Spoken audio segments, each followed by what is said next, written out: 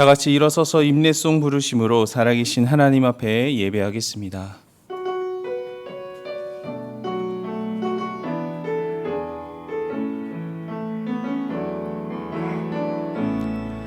하늘의 문을 여소서, 이곳을 주목하소서. 주를 향한 노래가 꺼지지 않으니 하늘을 열고 보소서. 이곳에 임재하소서. 주님을 기다립니다. 기도의 향기가 하늘에 닿으니 주여 임재하여 주소서. 이곳에 오셔서 이곳에 앉으소서. 이곳에서 드리는 예배를 받으소서. 주님의 주님의 이름만이, 오직 주의 이름만 이곳에 있습니다. 우리를 위해 졸지도 주무시지도 않고 우리를 위해 일하여 주시는 하나님을 찬양합니다. 오늘 우리의 예배함이 오직 하나님만 위한 예배의 시간이 되게 하시고 하나님께 기쁨과 영광이 되는 자리가 되게 하옵소서. 예수님의 이름으로 기도드립니다. 아멘.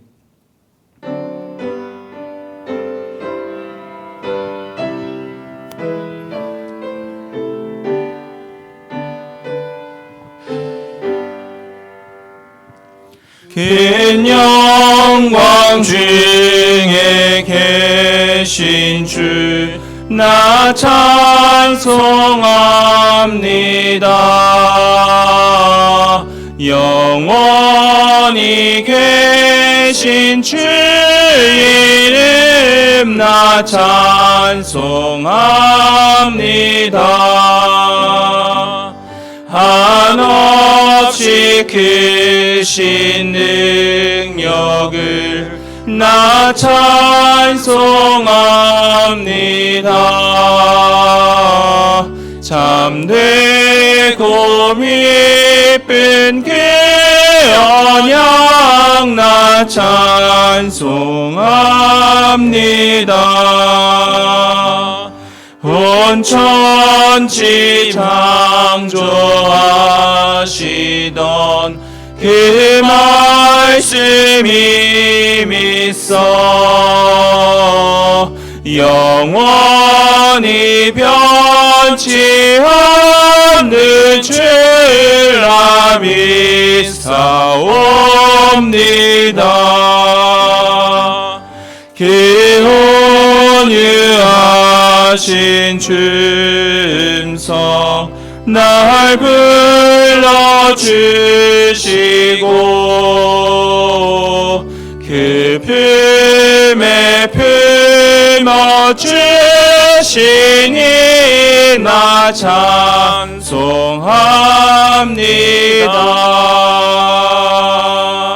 아멘. 나는 전능하신 아버지 하나님 천지의 창조주를 믿습니다. 나는 그의 유일하신 아들 우리 주 예수 그리스도를 믿습니다.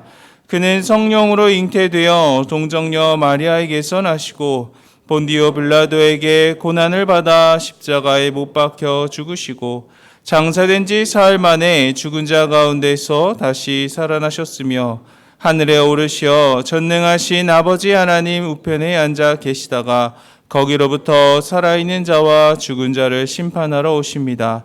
나는 성령을 믿으며 거룩한 공교회와 성도의 교제와 죄를 용서받는 것과 몸의 부활과 영생을 믿습니다. 아멘.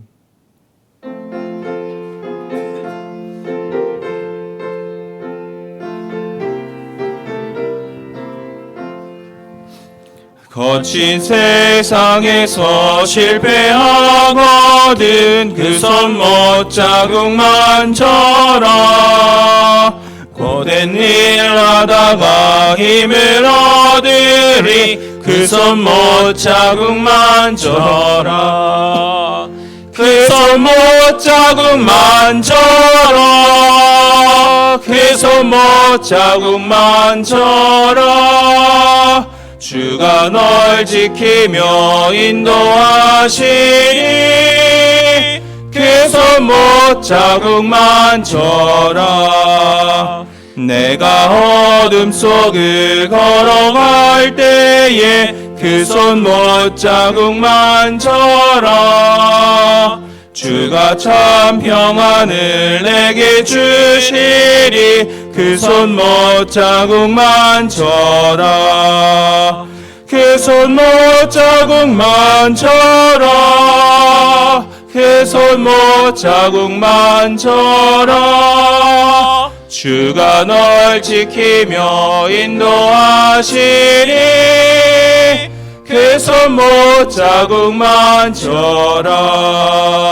내가 부활의 주 따라가려면 그 손못 자국만 져라.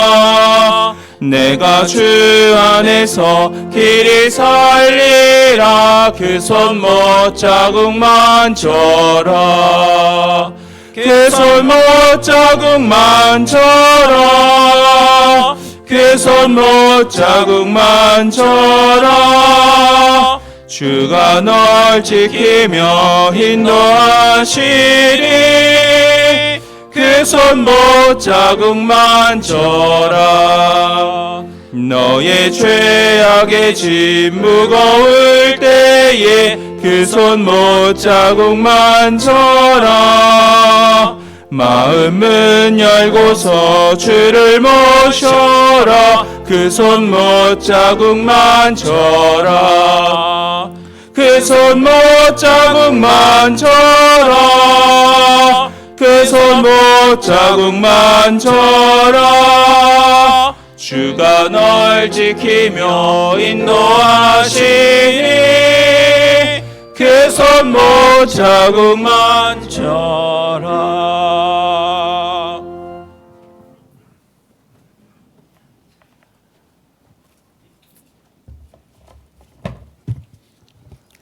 할렐루야. 거룩한 주일 짐전에 불러주신 하나님 아버지 감사와 영광을 올려드립니다.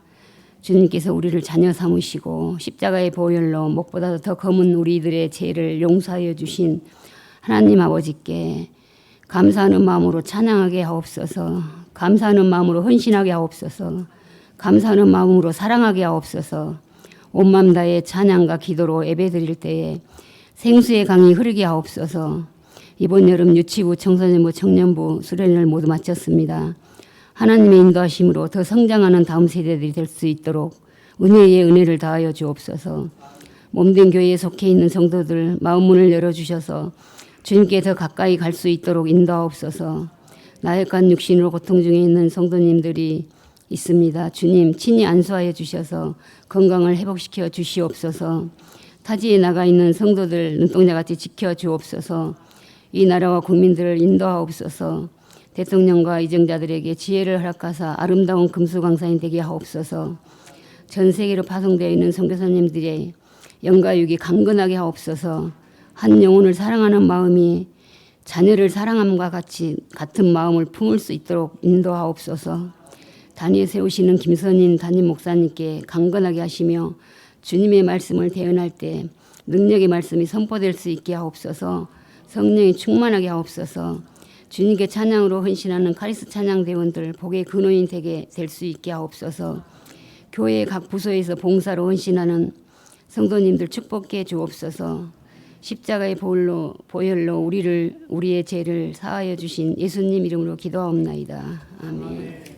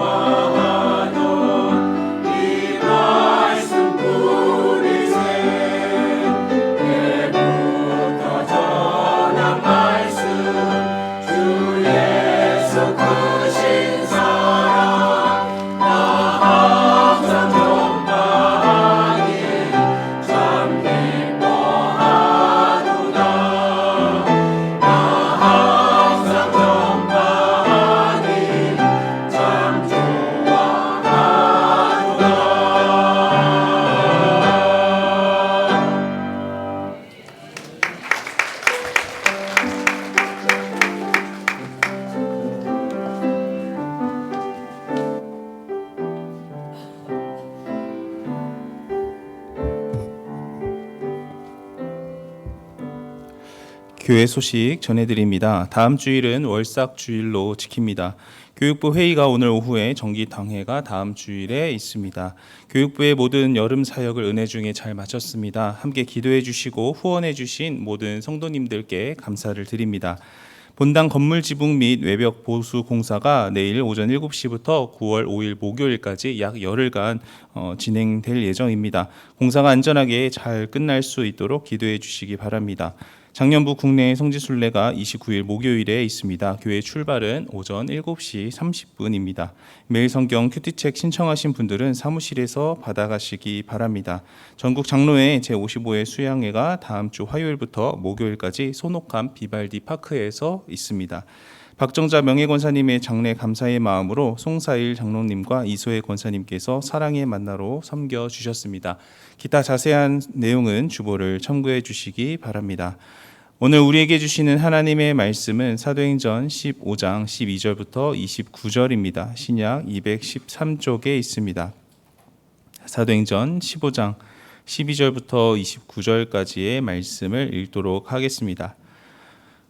온 무리가 가만히 있어 바나바와 바울이 하나님께서 자기들로 말미암아 이방인 중에서 행하신 표적과 기사에 관하여 말하는 것을 듣더니 말을 마침에 야고보가 대답하여 이르되 형제들아 내 말을 들으라.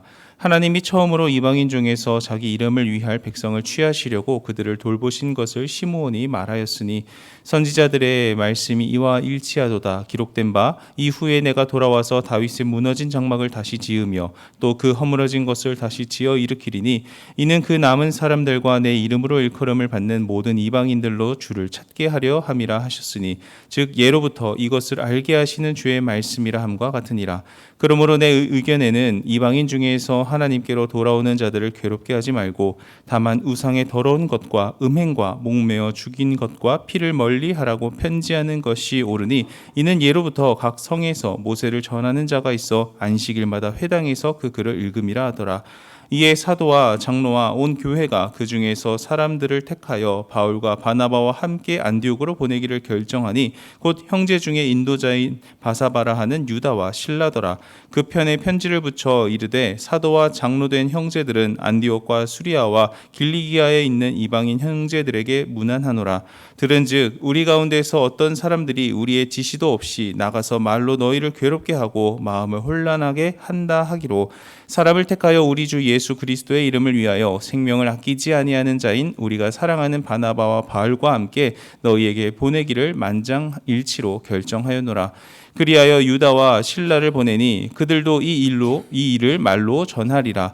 성령과 우리는 이 요긴한 것들 외에는 아무 짐도 너희에게 지우지 아니하는 것이 옳은 줄 알았노니 우상의 제물과 피와 목매어 죽인 것과 음행을 멀리할지니라. 이에 스스로 삼가면 잘 되리라. 평안함을 원하노라 하였더라. 아멘. 다 같이 일어서서 마음과 정성 다해 준비하신 예물 하나님께 봉헌하겠습니다.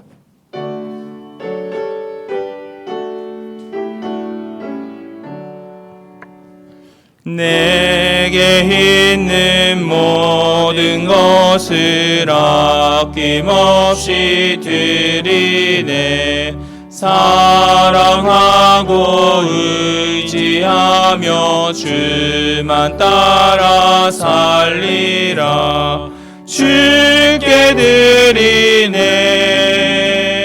주께 드리네. 사랑하는 그 주 앞에 모두 드리네. 내게 있는 모든 것을 겸손하게 드리네. 세상 욕심 멀리하니 나를 받아주소서. 주께 드리네. 주께 드리네. 사랑하는 그 주 앞에 모두 드리네. 내게 있는 모든 것을 주를 위해 드리네. 주의 성령 충만하게 내게 내려주소서. 주께 드리네, 주께 드리네. 사랑하는 구주 앞에 모두 드리네. 아멘.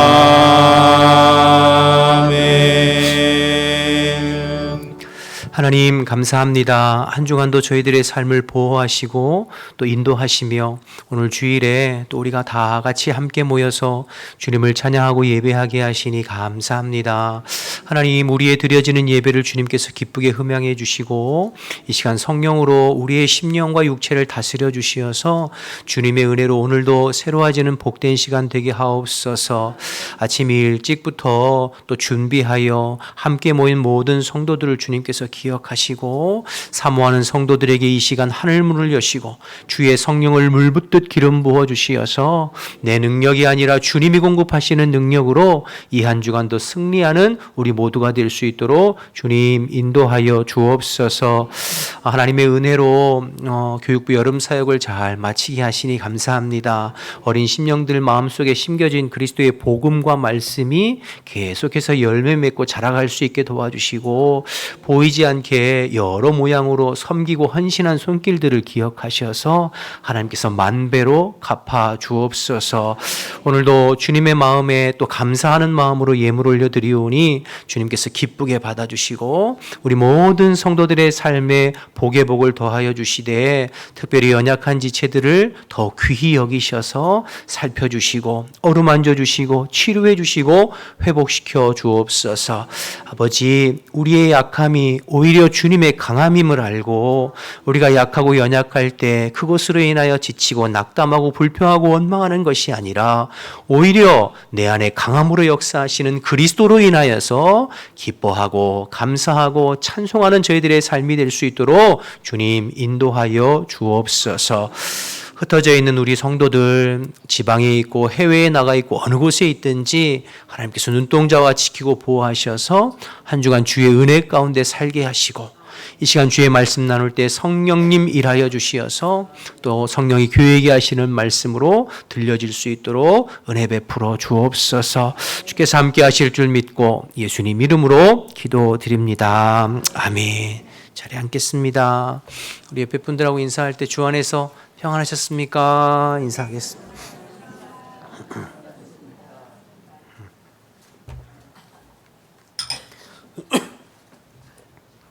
여러분 기도해 주셔서 교육부 여름 사역이 은혜 가운데 잘 마쳤습니다. 그리고 여러 가지 모양으로 또 보이게 보이지 않게 도와주신 모든 분들에게 진심으로 감사를 드리고 또 우리 자녀들을 위해서 계속 기도해 주시기 바랍니다. 광고 나간 대로 또 내일부터 또 교회 공사가 시작되어지는데 또 잘 이루어질 수 있도록 기도해 주시기를 부탁드립니다. 자, 오늘은 지난주에 이어서 사도행전 15장의 예루살렘 회의의 후반부에 관한 내용인데요. 바울의 1차 선교여행과 2차 선교여행 사이에 들어있는 이 사도행전 15장의 예루살렘 회의는 사도행전 전체 중에 굉장히 중요한 위치와 의미를 가지고 있다고 이미 지난주에 설명드렸습니다. 그 이유는 이 회의에서 다루고 있는 안건, 의제가 굉장히 중요하기 때문이라고 말씀드렸죠. 인간이 어떻게 해서 구원을 받을 수 있는가 하는 구원론에 관하여서 논의하고 있기 때문입니다. 바울과 바나바는 오직 믿음으로 말미암아 구원받는다 전했죠. 사람이 구원받는데 예수 그리스도의 십자가의 대속의 은혜를 믿는 그 믿음 외에 그 어떤 것도 구원의 조건과 요소가 될 수 없다라는 것을 바울이 말하였습니다. 반면 예루살렘 교회에 있는 일부 유대인들, 이들은 과거에 바리새파에 속해 있던 유대주의자들이었죠. 그들은 아니다. 이방인들이 구원받으려면 예수도 믿어야 하지만 우리와 같이 모세 율법도 지키고 할례를 받아야 한다. 이것을 강조해야 된다. 이렇게 말하게 되었죠. 이 말은 이방인이 구원받으려면 먼저 유대인이 되어야 된다는 말인데, 그러니까 여전히 구원을 유대인에 국한시켜서 생각하는 잘못된 생각이죠. 이 두 의견이 서로 충돌해서 안디옥 교회에서 적지 않은 싸움과 다툼, 논쟁이 있었고 결국 안 되니까 안디옥 교회에서 공식적으로 바울과 바나바 및 몇몇 사람들을 예루살렘 교회로 파송해서 이 문제를 해결하도록, 그래서 이제 오늘 15장의 예루살렘 교회의 회의가 열렸던 것을 지난주에 살펴보았습니다. 그래서 지난주에 우리는 예루살렘 이 회의가 열리게 된 배경에 대해서 유대인들의 잘못된 우월의식과 교만으로 인한 그것을 살펴보았고요. 또 하나는 유대인이 주장하는 그 율법과 할례가 구원의 조건이 될 수 있는가? 될 수 없다는 것을 우리가 구약 성경의 말씀을 통해서 아브라함과 그리고 출애굽 사건과 아브라함의 말씀을 통해서 율법보다 믿음이 앞서며 할례보다 믿음이 우선된다는 것을 우리가 말씀을 통해서 살펴보므로 유대인들이 주장하는 할례와 율법이 구원의 조건이 될 수 없음을 우리가 확인했습니다. 그래서 여러분, 오직 의인은 믿음으로 말미암아 살리라 함과 같으니라라고 하는 이 말씀이 신구약 성경 전체를 관통하는 구원에 있어서 아주 중요한 말씀이 되는 것입니다. 자, 그런데요, 우리가 이렇게 말씀을 통해 우리는 정리가 되었는데 당시 초대교회 예루살렘 교회에서는 이 부분이 잘 이렇게 정리가 안 돼서 적지 않은 토론과 논쟁이 오갔던 것을 오늘 5절에서 7절 말씀을 보면 알 수 있죠. 그래서 이번 주에는 이 예루살렘 회의가 어떻게 진행되어졌고 결론 내려졌는지, 이 어떤 문제를 해결하는 과정과 그리고 사후 처리에 관하여서 살펴보므로 우리가 우리 인생에서 어떠한 새로운 일들을 결정하고 문제를 해결해 나갈 때 어떻게 우리가 해결해 나가고 결정해 나갈지를 말씀을 통해서 좀 살펴보려고 합니다. 먼저 7절에서 9절 말씀을 한번 먼저 보실까요? 7절에서 9절. 많은 변론이 있은 후에 베드로가 일어나 말하되, 형제들아, 너희도 알거니와 하나님이 이방인들로 내 입에서 복음의 말씀을 들어 믿게 하시려고 오래전부터 너희 가운데에서 나를 택하시고 또 마음을 아시는 하나님이 우리에게와 같이 그들에게도 성령을 주어 증언하시고 믿음으로 그들의 마음을 깨끗하게 하사 그들이나 우리나 차별하지 아니하셨느니라. 여러 논쟁이 옥신각신 예루살렘 회의에 있다가 이제 사도 베드로가 대표로 일어나서 말하는데, 오늘 베드로의 이 이야기를 가만히 들여다보면 무슨 사건이 딱 떠오르나요? 지금 베드로가 말하는 것은 무슨 사건을 기반으로 해서 말하는 거죠? 고넬료 사건. 앞에 사도행전 10장의 고넬료 사건을 지금 말하고 있는 거거든요. 여러분, 우리가 이미 살펴본 고넬료 사건 사도행전 10장 기억나시나요? 베드로가 요바에 내려가 있을 때 성령께서 계시하시고 환상을 통하여서 너 가이사랴로 올라가서 이방인 고넬료 집에 방문해라 말씀하셨잖아요. 유대인으로서 이방인의 집에 방문하는 것이 꺼려지는 것인 것을 알면서도 베드로는 성령의 지시를 따라 이방인 고넬료 집에 갔고, 그 집에 가서 복음의 말씀을, 그리스도의 복음을 전할 때 고넬료와 그 집 사람들은 할례도 받지 아니하고 율법에 대해서도 모르는 이방인들이었지만 오직 복음을 믿고 받아들일 때 그들이 구원받고, 예루살렘에서 나타난 성령의 역사들과 방언의 역사들이 고넬료 집에도 그대로 임하는 것을 보면서 베드로가 깨달았잖아요. 이방인이든 유대인이든 예수를 믿음으로 구원받고 예수를 믿는 자에게 성령을 부어주시는구나, 베드로가 깨달았죠. 지금 그 말을 하는 거예요. 그 말을 하면서 10절에 뭐라고 말씀하시냐면 10절. 그런데 지금 너희가 어찌하여 하나님을 시험하여 우리 조상과 우리도 능히 매지 못하던 멍에를 제자들 이방인 성도들을 목에 두려느냐. 하나님이 할례받지 않는 이방인들도 고넬료 사건을 통해서 차별 없이 믿음 안에서 구원하시고 부르시는 것을 우리가 목격한 바요, 아는 바요, 증언한 바인데, 어찌 너희가 이제 와서 하나님을 시험하여 하나님의 뜻을 거스리고 이 믿음 외에 다른 율법과 할례를 구원의 조건으로 갖다 붙이려고 하느냐. 그럴 수 없다. 이 얘기를 지금 베드로가 하는 것이죠. 그러니까 베드로는 하나님께서 행하신 이 일을 근거로 해서 말하고 있는 것입니다. 자기의 생각과 자기의 주장을 이야기하고 있는 것이 아니라 하나님께서 우리에게 행하신 일들을 목격한 대로 증언하는 것이죠. 이방인 고넬료 가정에서 하나님께서 베풀어 주신 그 은혜와 행하신 일들을 통해서 그것을 통해서 내게 깨닫게 하시고 알게 하시고 나타내신 하나님의 뜻을 전하고 있는 것이죠. 이어서 12절에 바나바와 바울을 똑같이 말하는 겁니다. 지난 1차 선교여행을 통해서 하나님께서 우리에게 이방인들에게 행하신 모든 일들을 그대로 또 증언하면서 바울의 말을 지지하는 것을 보게 됩니다. 그렇죠? 그러니까 여러분 여기서 우리가 꼭 먼저 기억해야 할 것은 우리가 어떤 일을 결정해 나아갈 때, 우리가 어떤 것을 선택할 때, 새로운 일들을 결정해 나갈 때 첫 번째로 고려해야 할 것은 내 생각과 의견이 아니라 하나님께서 우리에게 어떻게 행하셨는가입니다. 하나님께서 개인적으로든 교회적으로든 가정적으로든 과거에 이와 비슷한 일들을 통하여서 내게 어떻게 행하셨고 그 일을 통해서 나에게 무엇을 말씀하시고 깨닫게 하셨는지 그것이 새로운 일들을 결정하고 선택하는데 중요한 기준이 된다는 것입니다.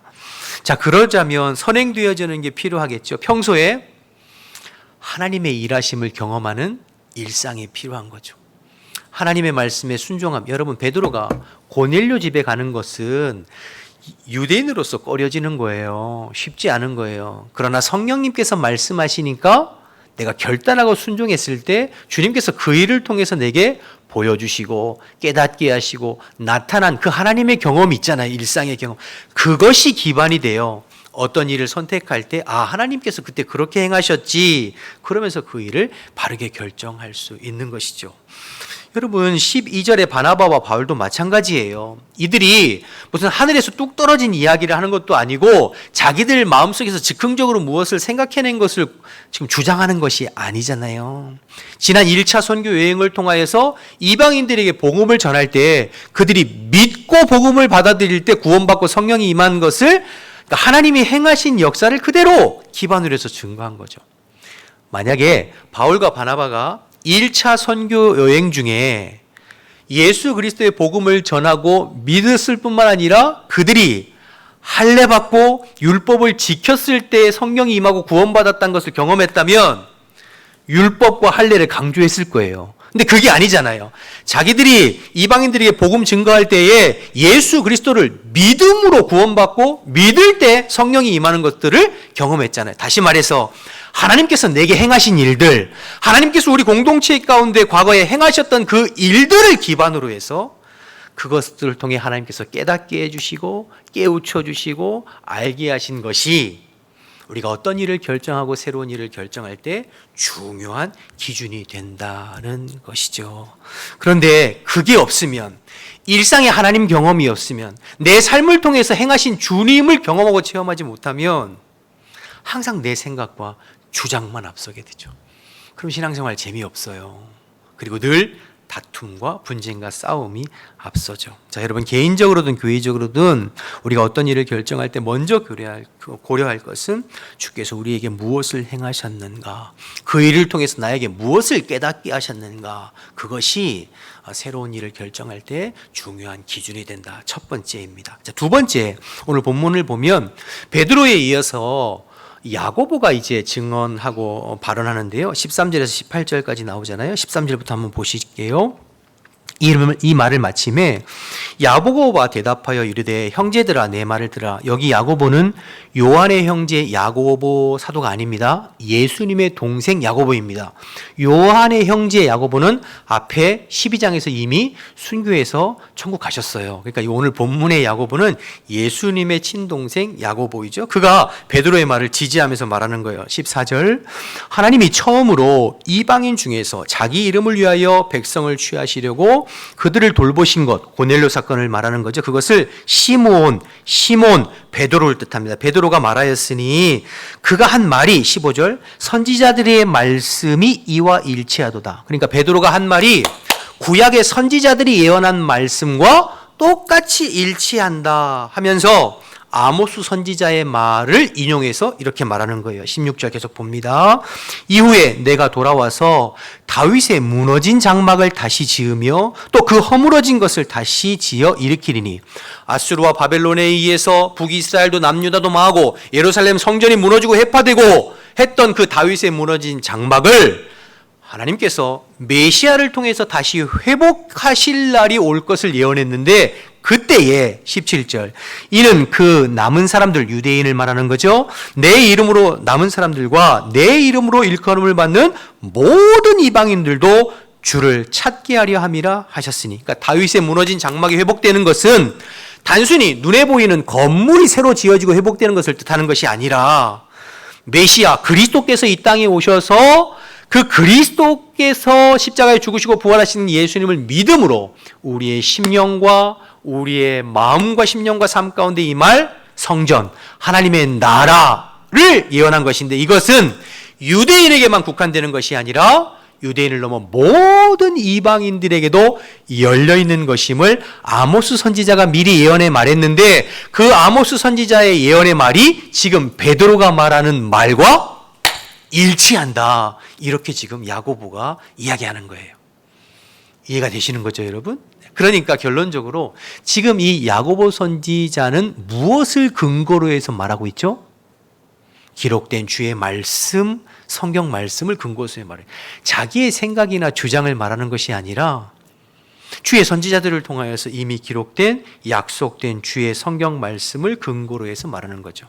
여기서 기억할 것은 우리가 어떤 일을 결정하고 새로운 일들을 선택하고 결정할 때 두 번째 고려해야 할 중요한 부분은 주의 말씀이 어떻게 기록되어져 있는가, 주께서 뭐라고 말씀하시는가, 그것이 우리에게 중요한 기준이 되는 것이죠. 정리해보면 오늘 예루살렘 회의에서 구원에 관한 논의가 여러 가지 대립되고 있을 때 베드로는 주께서 우리에게 행하신 일들을 기반으로 발언했습니다.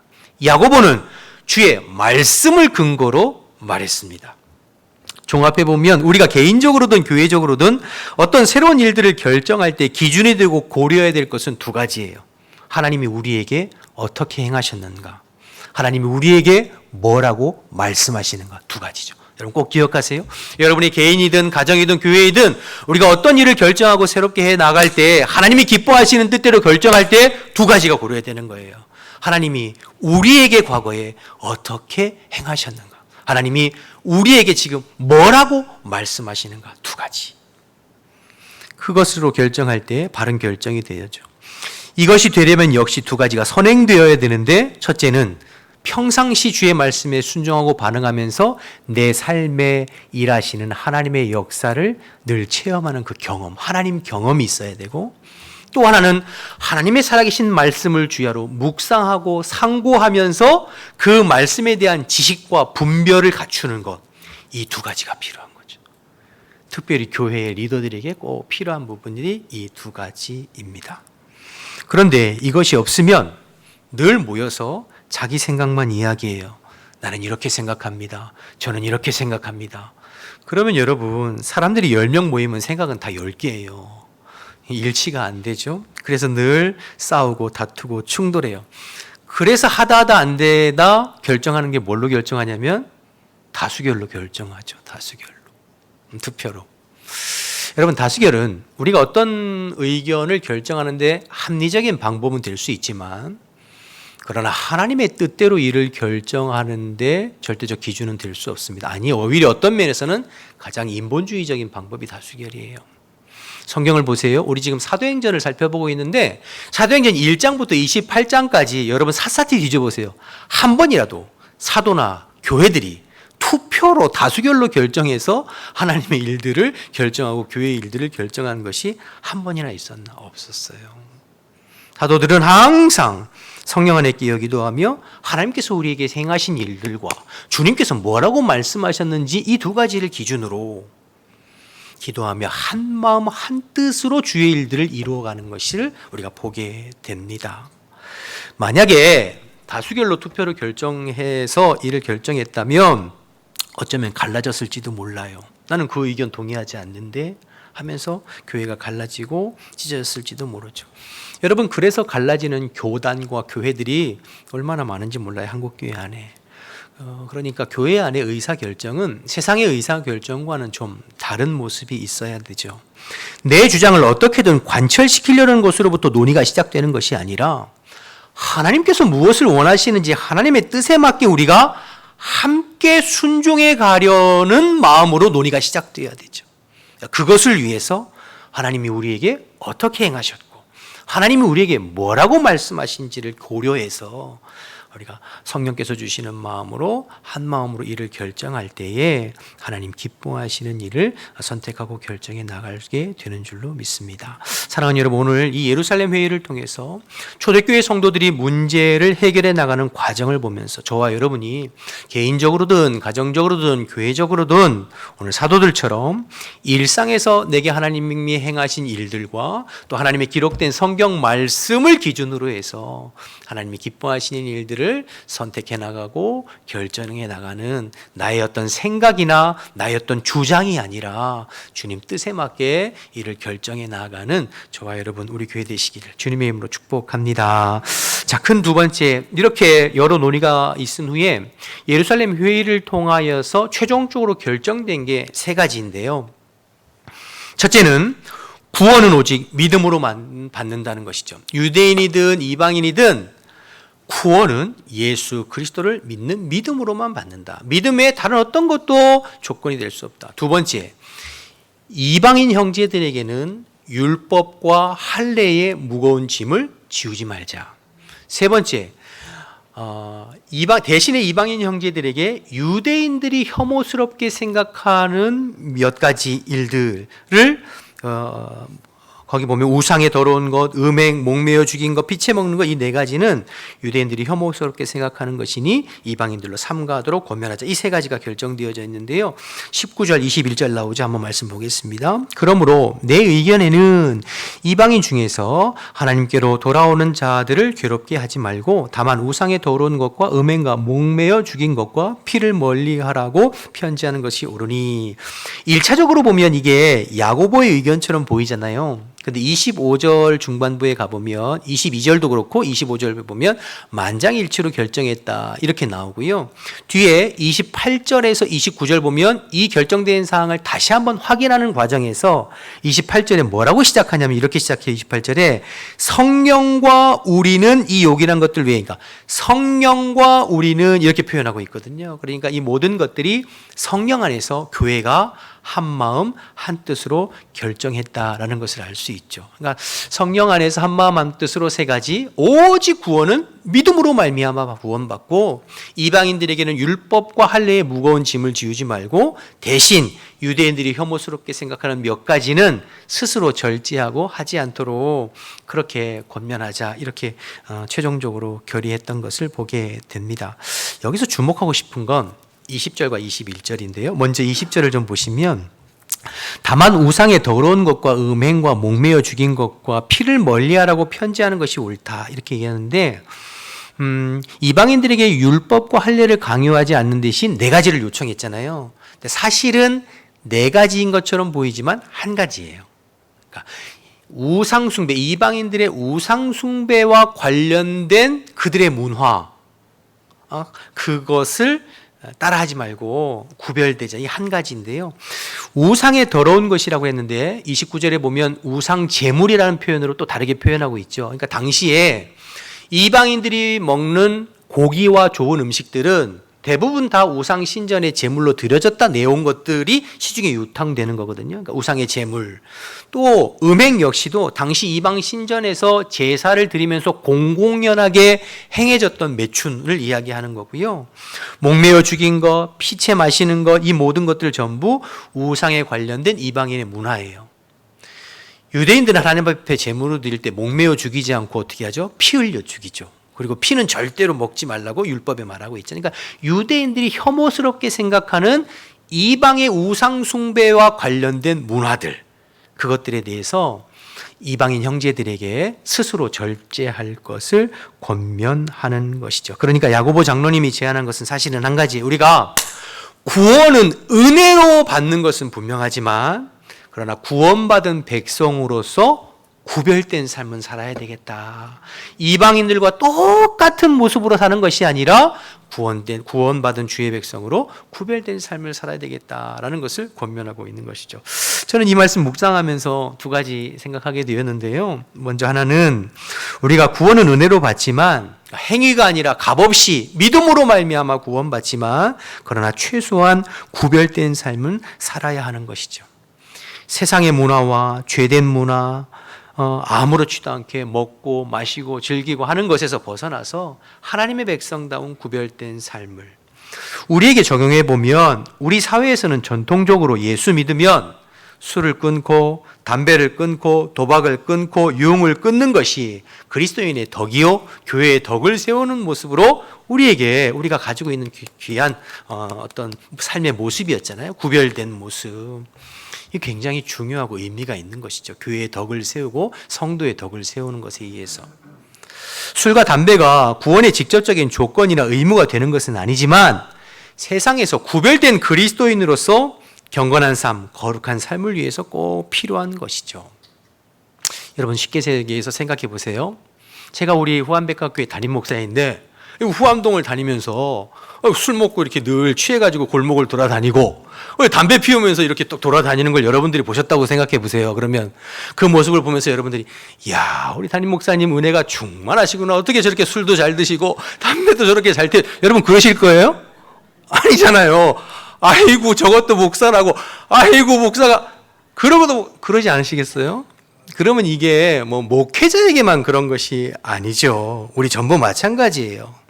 여러분 믿지 않는 사람들은 자신들은 그렇게 살지 않지만 예수 믿는 사람들, 교회 다니는 사람들에 대한 기대치가 있어요. 그들은 뭔가 다르겠지. 그들은 뭔가가 구별하겠지. 그런데 똑같이 먹고 마시고 그러면 어울리면 겉으로는 욕 안 합니다. 잘한다 하죠. 근데 뒤에 가서 욕해요, 여러분. 아이고, 그러고도 집사라고. 아이고, 그러고도 장로. 뭐 권사, 장로 다 똑같네. 그렇거든요. 사랑하는 여러분, 저와 여러분이 그리스도인으로서 구별된 삶 살게 되시기를 주님의 이름으로 축복합니다. 그것이 교회의 덕을 세우는 거예요. 그러니까 여러분들이 여러분의 일상에서 믿지 않는 분들과 이렇게 생활하면서 여러분들이 구별된 그것이 나의 어떤 구원의 조건이 되는 것은 아니지만 그러나 구별된 삶을 통하여서 교회의 덕을 세우고 성도의 덕을 세우고 그리스도의 덕을 세우는 저와 여러분 되시기를 주님의 이름으로 축복합니다. 정이나 그래도 못 참겠고 막 한잔 하시고 싶으면 집에서 부부끼리 하세요. 차라리 그 믿지 않는 사람들은 동네 다니면서 그냥 그렇게 하지. 구별된 모습이 필요하다. 또 한 가지는 이제 배려와 존중인데요. 20절, 21절 다시 한번 보실까요? 다만 우상의 더러운 것과 음행과 목매어 죽인 것과 피를 멀리하려고 편지하는 것이 옳으니 21절에 보면 이는 예로부터 각 성에서 모세 율법을 전하는 자가 있어 안식일마다 회당에서 그 글을 읽음이라 하더라. 이 말이 무슨 말이냐면 각 성에는 이방인 형제들도 있지만 유대인 형제들도 있지 않느냐. 교회 안에 유대인 성도들도 있지만 이방인 성도들도 있지 않느냐. 그러니 이방인 성도들이 그 유대인 성도들이 혐오스럽게 생각한 평생 율법 지키면서 살아서 혐오스럽게 생각하는 이 몇 가지는 스스로 자제했으면 좋겠다. 이 얘기죠. 그러니까 여러분 이 말씀을 보면 참 얼마나 지혜롭게 교회가 결정했냐면 교회 안에 유대인 성도들은 이방인 성도들에게 할례와 율법의 무거운 짐을 지우는 것을 강요하지 말고 힘드니까. 그러면 역으로 이방인 성도들은 유대인 성도들이 혐오스럽게 생각하고 마음에 거리낌이 되는 시험들만한 이 몇 가지 있잖아요. 우상 제물에 관한 것들, 또 목매어 죽인 것들, 음행 이런 부분들에 대해서 스스로 절제해서 한 교회 안에 이방인 성도와 유대인 성도가 한 식탁 안에서 교제하면서 거리낌이 없이 주의 몸된 교회를 이루어 가도록 서로 배려하는 거죠. 서로 배려하라. 너무 귀하죠, 여러분.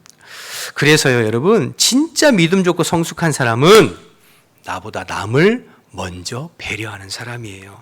내 생각, 내 주장만 앞세우는 것이 야 나는 신앙에 꺼리낌이 없어 상관없어 마음대로 그게 아니라 내 모습을 보면서 시험들, 연약한 지체들을 생각하면서 스스로 절제하고 구별된 삶을, 경건한 삶을 사는 사람이 진짜 성숙한 그리스도인이죠. 나보다 상대방을 먼저 배려하는.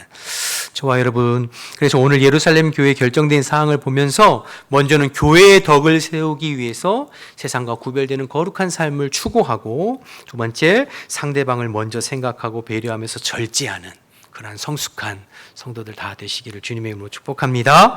이어지는 마지막 말씀은 이제 사후 처리에 관한 말씀인데요. 예루살렘 회의가 은혜롭게 잘 끝나고 마무리되었을 뿐만 아니라 그 회의가 끝나고 그 뒤에 사후 처리를 하는 모습을 보면 또 이게 은혜가 돼요. 22절부터 보겠습니다, 여러분. 이에 사도와 장로들과 온 교회가 그 중에서 사람들을 택하여 바울과 바나바와 함께 안디옥으로 보내기를 결정하니 그 형제 중에서 인도자인 바사바라 하는 유다와 실라더라. 그 편에 편지를 붙여 이르되 사도와 장로된 형제들은 안디옥과 수리아 길리기아에 있는 이방인 형제들에게 문안하노라. 들은즉 우리 가운데 어떤 사람들이 우리의 지시도 없이 나가서 말로 너희를 괴롭게 하고 마음을 혼란스럽게 한다 하기로 사람을 택하여 우리 주 예수 그리스도의 이름을 위하여 생명을 아끼지 아니하는 자인 우리가 사랑하는 바울과 바나바와 함께 너희에게 보내기를 만장일치로 결정했다. 그러니까 예루살렘 회의가 끝나고 그 회의의 사후 처리를 하는 것에 있어서 두 가지 방법으로 하는 거예요. 하나는 예루살렘 교회의 신실한 두 사람 실라와 유다를 택해서 바울과 바나바와 함께 보내는, 교회의 대표를 함께 보내는, 그러니까 신뢰가 되고 공증이 되는 거잖아요. 그 방법과 또 그들 편에 교회의 공식적인 편지, 문서를 해가지고 그러니까 사람과 공식적인 문서를 함께 보내서 교회가 결정된 사항을 전달해 주는 거죠. 굉장히 지혜롭게 일을 처리하고 있어요. 그런데 이 과정에서 22절, 23절 보면서 예루살렘 교회 성도들, 유대인 성도들이 이방인 성도들을 뭐라고 부르고 있는지 한번 가만히 보세요. 뭐라고 부르고 있죠? 23절 후반절에 보면 수리아와 길리기아에 있는 이방인 뭐라고요? 형제들에게 문안하노라. 유대인 성도들이 이방인 교회 성도들을 뭐로 부르고 있어요? 그리스도 안에서 형제로 부르고 있어요. 저희들은 이 것들 읽어보면서 이거 당연한 것처럼 생각하지만 그러나 당시 유대인들의 인식에 있어서는 당연하지 않습니다. 우리가 너무나 잘 알고 있잖아요. 유대인들은 이방인들과 상종하기도 싫어하고 심지어는 개, 돼지, 구원받지 못할 사람들 지옥의 불쏘시개 이렇게 생각했거든요. 그러기에 예수 믿어 이미 구원받은 성도임에도 불구하고 일부 유대인들은 이방인들이 구원받으려면 예수만 믿어서는 안 되고 율법도 할례도 강조해야 된다고 한 것이 기본적으로 유대인에 대한 그런 생각, 이방인에 대한 인식을 가지고 있는 거잖아요. 그런데 오늘 예루살렘 회의가 잘 맞춰지고 이 유대인 성도들은 이방인 성도들에게 편지를 쓰면서 뭐라고 하냐면 형제라고 표현을 쓰고 있어요. 그러니 이 부분은 예루살렘 회의에서 논의된 회의의 결과와 그들을 부르는 호칭이 지금 일치하는 거예요. 진정성이 있는 거예요. 뿐 아니라 24절 말씀을 보면 그냥 일방적으로 회의에서 결정된 것을 통보하고 끝나지 않습니다. 먼저 뭐부터 하죠? 사과부터 해요. 사과부터. 24절에 보면 우리 교회에서 공식적으로 파송된 사람들이 아니라 일부 사람들이 이무를 가서 말로 이방인 형제들을 상처 주고 마음 아프게 한 것에 대해서 사과하고 예루살렘 교회에서 회의에서 결정된 것을 대표들과 문서들을 통하여서 알려주는. 그러니까 여러분 오늘 내용을 읽어보면 얼마나 은혜롭고 지혜롭게 일을 처리하는지 몰라요. 그 결과 어떻게 되느냐? 30절 31절 보실까요? 이들이 작별하고 안디옥에 내려가 무리를 모은 후에 편지를 전하니 읽고 그 유로한 말을 어떻게 하더라고요? 기뻐하더라. 안디옥 교회 성도들이 이방인 성도들의 마음이 다 풀린 거죠. 자칫 이 일로 인하여서 이방인 성도들이 마음의 상처, 마상이라고 그러잖아요. 마음의 상처를 받고 교회가 갈라지고 찢어지고 문제가 될 수 있었는데 이걸 예루살렘 회의를 통해서 지혜롭게 결정하고 그것을 지혜롭게 배려하면서 사후 처리하니까 오히려 이것이 교회의 위기가 아니라 기회가 되어서 한마음 한뜻으로 복음을 더 담대히 증거하는, 그래서 16장부터는 바울의 2차 선교 여행이 이어지는데요. 이 15장의 예루살렘 회의를 기반으로 해서 바울이 더 담대히 복음 전해서 아시아를 넘어서 이제 유럽에까지 가서 복음을 전하는 기회가 되는 것을 보게 됩니다. 그래서 15장 1절에 불거져 나온 교회 내의 문제가 자칫 교회의 위기가 될 수 있었지만 성령 안에서 교회에서 회의를 잘 지혜롭게 하고 사후 처리함으로 오히려 교회의 부흥이 되는 기회가 되는 것을 보게 되죠. 그래서 여러분, 지난주에 말씀드렸지만 회의가 중요해요. 회의가. 예배 가운데도 성령이 임재하셔야 되지만 우리가 회의할 때도 큰 회의든 작은 회의든 회의 가운데 성령이 임하셔야 돼요. 여러분, 가만히 생각해 보세요. 교회가 싸우고 다투고 분열하고 분쟁하는 게 예배드리다가 싸웁니까? 회의하다가 싸웁니까? 항상 회의하다 싸우잖아요. 그건 교회만 그런 게 아니에요. 뭐 지방에나 교단 나가보면 목사님, 장로님들도 그래요. 여러분, 회의하다 싸워서 교단이 분열하고 교회가 분열하는 일이 얼마나 많게요. 그러니까 여러분, 예배만을 위해서 우리가 회의 때도 기도 많이 해야 돼요.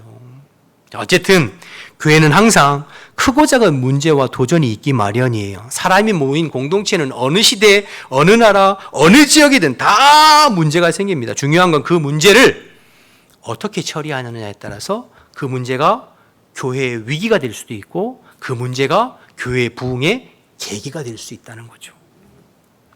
우리 교회도 이런저런 이슈와 안건들은 항상 있습니다.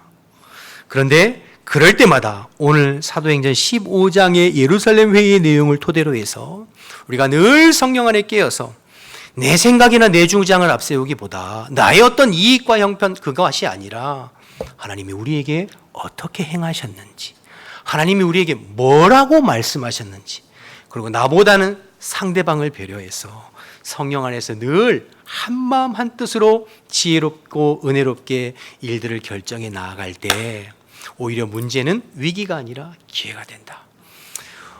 우리 교회와 우리 성도들이 이런 예루살렘 교회와 또 안디옥 교회와 같은 그러한 지혜롭고 은혜로운 성도와 교회가 되어지시기를 주님의 이름으로 축복합니다. 우리 일어나서 찬양하고 기도하겠습니다.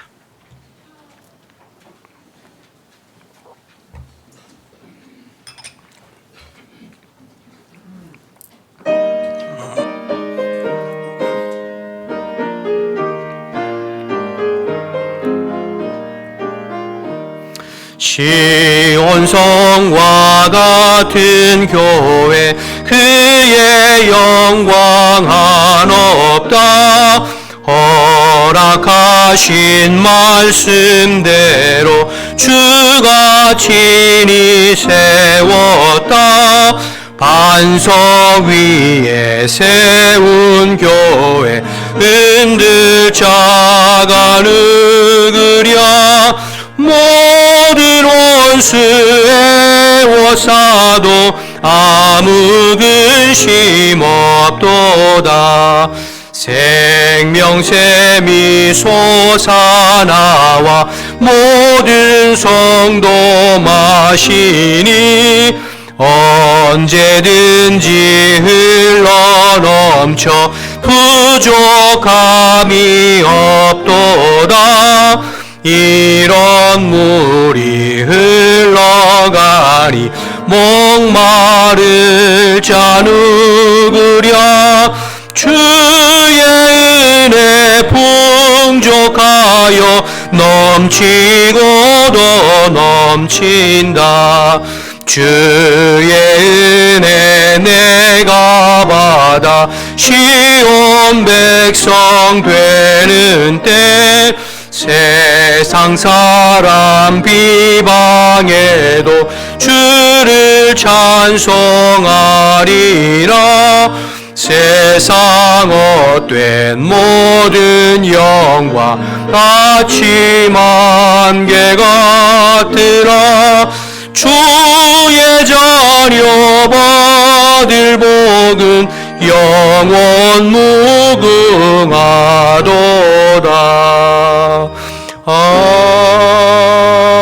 아멘. 우리 함께 말씀 생각하면서 삼심에 기도하기를 원하는데요. 우리 교회를 위해서 한번 기도하기를 원합니다. 우리 교회가 예루살렘 교회, 안디옥 교회 같은 성숙한 교회, 은혜로운 교회 되어질 수 있도록 기도했으면 좋겠습니다. 어떤 일이든 새롭게 일을 결정하고 선택할 때 내 의견과 주장이 아니라 하나님께서 어떻게 행하셨고 뭐라고 말씀하신지를 최우선적으로 살펴서 하나님 기뻐하시는 교회로 세워져 가고 주님이 주인 되시고 이끌어 가시는 우리 교회가 될 수 있도록 성도들이 세상과 구별된 거룩한 삶을 추구하고 서로 남을 배려하고 존중하는 은혜와 사랑이 넘치는 우리 교회가 되고, 그래서 문제가 있지만 문제가 위기가 아니라 오히려 부흥의 기회가 되는 지혜롭고 성령 충만한 우리 교회와 성도가 될 수 있도록 우리 주신 말씀들, 내게 주신 말씀들 생각하며 주님의 이름 부르고 통성으로 기도하겠습니다. 주여, 하나님 아버지 은혜와 사랑을 감사합니다. 오늘도 저희들을 불러주시고 주의 말씀을 최선을 다해서 나누고 묵상하게 하시니 감사합니다. 하나님, 우리 교회의 주인은 언제나 그리스도이십니다. 우리가 그리스도의 말씀에 순종하고 그리스도께서 우리에게 행하신 것들, 그리스도께서 우리에게 뭐라고 말씀하시는지 늘 깨어 영적으로 분별함으로 말미암아 하나님의 선하시고 기뻐하시고 온전하신 뜻을 분별하여 하나님이 기뻐하시는 방향으로 모든 일들을 논의하고 결정해 나아갈 수 있는 우리 교회 모든 성도들이 다 될 수 있도록 하나님 인도하여 주옵소서. 그래서 하나님 아버지, 우리의 모든 선택과 결정으로 하나님 기뻐하시며 하나님 위기가 아니라 부흥으로 나가는 놀라운 하나님 아버지 은혜의 시간들이 될 수 있도록 하나님 인도하여 주옵소서. 특별히 하나님 아버지 은혜로 저희들을 세상에서 구별된 주의 백성 삼으셨사오니 세상과 짝하지 않게 도와주시고 세상과 구별된 거룩한 주님의 자녀로 아버지 교회의 덕을 세우며 성도의 덕을 세우는 저희들 되어줄 수 있도록 하나님 인도하여 주옵소서. 내 주장과 의견만 아버지 관철시키려고 하는 것이 아니라 항상 남을 배려하고 존중하며 은혜와 사랑이 넘치는 우리 교회가 될 수 있도록 주님 인도하여 주옵소서. 그래서 하나님 아버지, 언제나 성령 충만하고 언제나 지혜가 충만하여서 하나님의 뜻에 맞게 모든 일들을 해결하고 결정하고 주님께 인도함 받음으로 말미암아 날마다 부흥하고 성장해가는 우리 교회가 될 수 있도록 주님 인도하여 주옵소서. 한심령도 마음에 상처되거나 마음이 아파지거나 하나님 그런 일 없도록 주의 성령님께서 어루만져 주시어서 우리가 그리스도 안에서 한 마음 한 뜻 되고 주님 안에서 한 마음 한 뜻 되어서 하나님 나라와 복음을 위해서 함께 달려가 보는 우리 교회가 될 수 있도록 우리 모든 성도들의 삶이 될 수 있도록 하나님 인도하여 주옵소서. 예루살렘 교회처럼 안디옥 교회처럼 건강하고 지혜롭고 은혜가 넘치는 아버지 교회가 되어서 그리스도의 복음을 위해서 끝까지 쓰임받는 우리 교회와 우리 모든 성도들이 될 수 있도록 하나님께서 든든하게 지켜주시고 붙잡아 주시고 인도하여 주시옵소서. 감사합니다. 주님 아버지 감사합니다. 오늘도 말씀 주셔서 감사합니다.